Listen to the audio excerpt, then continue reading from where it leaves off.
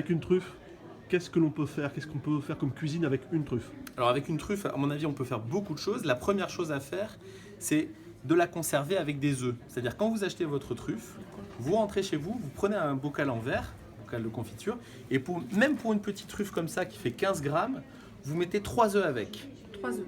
Vous mettez 3 œufs avec pendant 24 à 48 heures. Les arômes en fait de la truffe c'est des arômes qui sont très volatiles, ils vont traverser la coquille de l'œuf qui est poreuse et ils vont aller se stocker dans le jaune d'œuf. Donc vous allez pouvoir manger des œufs à la truffe sans avoir mis de truffe. Donc ça c'est déjà important. Il ne faut pas mettre 25 œufs avec une petite truffe, mais avec une truffe de 15 grammes, vous pouvez déjà mettre 3 œufs pour faire une bonne omelette. Et il faut au moins 48 heures on va dire pour que les œufs prennent le goût. L'autre chose qu'on peut faire avec une truffe de 15 grammes, et avec une truffe de 15 grammes, on va pouvoir faire à peu près 300 à 500 grammes de beurre. Alors comment est-ce qu'on fait ce beurre? C'est vraiment tout simple, hein. On rend le beurre pommade, donc c'est-à-dire qu'on le met aux alentours de 20 degrés, le beurre. On peut le laisser à côté d'un radiateur par exemple.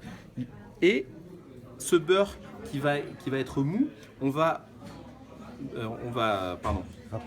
râper de la truffe, merci, à l'intérieur, et on va le mélanger avec une fourchette. Et ce beurre, on va le laisser à peu près 48 heures au frigo et il va prendre le goût de la truffe. Et ensuite, avec ce beurre, vous allez pouvoir manger de la truffe et en manger beaucoup plus que si vous aviez juste râpé la truffe sur des pâtes. Alors, vous allez pouvoir faire une omelette aux truffes, une brouillade aux truffes, vous allez pouvoir faire du risotto, du riz, des pâtes. Vous pouvez aussi l'utiliser avec de la crème fraîche. Donc, même principe, on râpe un peu de truffe dans de la crème fraîche, on met à peu près entre 2 et 5%.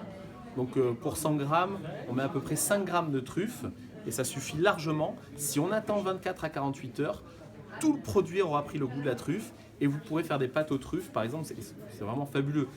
Ce que je vous conseille, ou de la purée avec ce beurre là, juste une pomme de terre au four, vous ouvrez la pomme de terre, vous mettez ce beurre et vous goûtez la même pomme de terre avec le même beurre sans truffe et vous verrez ce qu'apporte la truffe. Vous verrez que la truffe, si les grands cuisiniers l'utilisent toujours, c'est pas que du snobisme. Évidemment que ces grands produits, on peut se dire bon, finalement, on l'utilise. Non, c'est parce que c'est un goût exceptionnel. Vous avez vu la puissance là, c'est presque trop puissant, c'est exceptionnel. C'est comme, il y a une autre épice qui est exceptionnelle, c'est le safran. D'ailleurs, il y a des qualités de safran qui peuvent être très différentes. Le safran, ça coûte jusqu'à 30 000 € le kilo, voire plus.